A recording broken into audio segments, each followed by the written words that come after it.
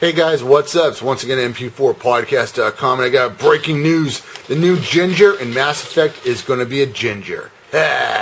So anyway, I don't think that made any sense. But anyway, time for the news update. BioWare decided to go with the female model for the third game, which I think is fine. You know, no big deal at all. However, I think it's a little weird that, you know, after picking the same model for the first and second one, and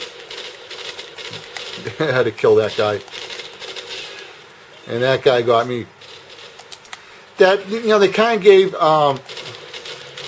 you know,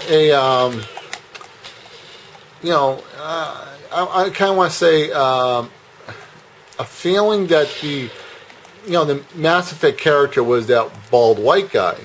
And now they're changing into a redheaded girl. Now, I know it's not going to affect anybody's gameplay. However, does it feel a little weird now buying the third one if you played Mass Effect 1 and 2 with the default model? So here's what I kind of think they should have done, dumbass. That one was too easy. Sorry about that one. But, you know, this lost my train of thought for a second. But, I kind of feel that, what they should have done was, release Mass Effect 1 with different covers. They should have released it, with the model they have, the bald white guy. They could have had a bald black guy and a bald Asian guy, and, added some girls. And I think it would have actually been a benefit to marketing. Because imagine having all these different games. I was trying to turn around and it sucked. But I mean, it would have brought a lot of different possibilities to marketing by having different covers. And just imagine having the default white guy that we all know is Shepard for Mass Effect 1 and 2. And, they could have had a bald black guy, a bald Asian guy, Asian girl, white girl, black girl, Indian girl, and so on. And of course, not everybody could afford all these different copies with different covers. However, it would have actually had a huge plus to marketing because once these games get old, they go to GameStop, people trade them in, they trade them in, and then after a couple of years when everybody can't afford them, they go back to being like $10, which isn't a really bad deal. I mean, now you can buy Mass Effect 1 probably like for $10. Oh crap, I had to reload. And just imagine, for the collectors, video game collectors, going and getting all those covers for Mass Effect.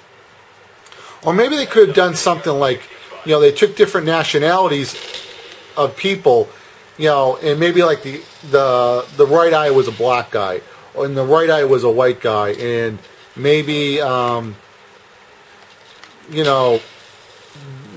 air was, I don't know if you can do the air, but you get what I'm saying. You could probably just find out with,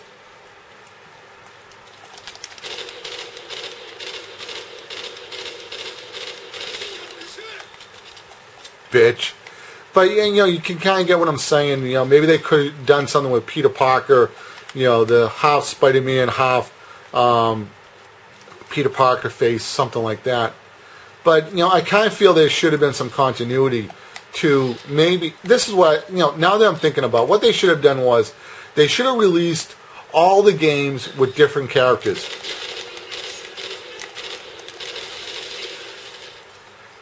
So Mass Effect 1, the bald white guy, there should be the bald white guy edition. There should be the bald black guy edition, the bald Chinese guy edition, for all the different Mass Effects. So, like the redheaded girl, they should have had a version for her for Mass Effect 1. Now imagine going out and getting all the editions of Mass Effect of all these different characters. I think that could have actually been pretty cool. Dumbass.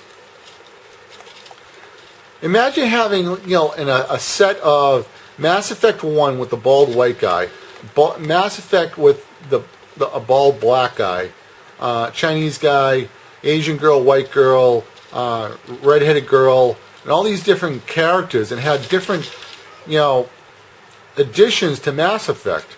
I think that would have been actually a really cool way to promote Mass Effect. Now, I do know a lot of people play, different models, and they go and they make their own models. However, there probably are a lot of people who probably just go with the default character. Now, here's one of the problems with that sometimes. Some people aren't really good artists. I'm not really a good artist when it comes to like drawing. I'm not too bad when it comes to coming up with ideas in my head for stories and so on like that.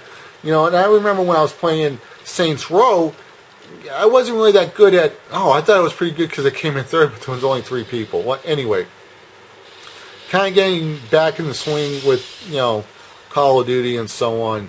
I thought it'd be kind of interesting to have you guys watch something while I was talking. But some people aren't good at designing a character. So I haven't really played Mass Effect. I played a little bit of it, but it's kind of nice when they have presets in there. So if you want to play a redheaded ginger, they already have maybe 6 different models. Or if you want to play the black guy, there's 6 different models. The white guy, there's 6 different models. The Chinese guy, there's 6 different models. And I think that probably would have been a huge plus to Mass Effect, and it actually had different covers for all the different versions of Mass Effect. So, even for the PC one, different versions of covers, and different versions of the Xbox, the PS3 one. And Mass Effect probably would have been a really big collectible item. Imagine just trying to complete the full Mass Effect collection of different characters.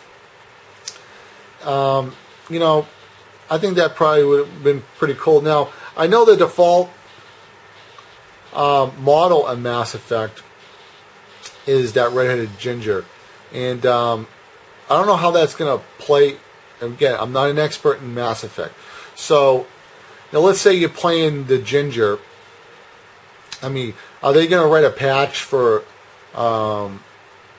Mass Effect 1 or Mass Effect 2 that's going to port your model from Mass Effect 3 so it'll try to match into the story as you go backwards? I don't know. I know they do that when you go forward. It takes your model and then continues into Mass Effect 2 and 3. So I think that would, I'd like to see how that would kind of play out. But I kind of feel that if you're going to pick one model throughout a series for the game, it should stay that model, because I kind of feel that a lot of people just play the default model. I think it would have been a better idea to release different covers for Mass Effect 1, 2, and 3. And let's say there were 6 or 7 different covers of Mass Effect. I know a lot of Mass Effect fans that would have loved to collect those different covers. And I can tell you through comic books, I know like a lot of people say, it's kind of cheap when comic book companies do that, different covers. However, sometimes it is kind of cool when it's done, and it is a little fun to collect them. I remember collecting TV guides when Voyager came out, and that'll be my gun primary. I remember, there was Captain Janeway, there was the Chakotay cover, there was the Tuvok one, there was a 7 and 9 one. So that week of TV Guide, there were probably about 7 or 6 different covers for Star Trek Voyager, which was, it was kind of fun to collect them actually. So anyway, guys, I'm going to get back to my game. I wish you guys a good day and so on, and take care. And remember, guys, if you're not a subscriber, subscribe, because I'm always going to be talking about something cool while I'm fragging polygons. Take care, guys.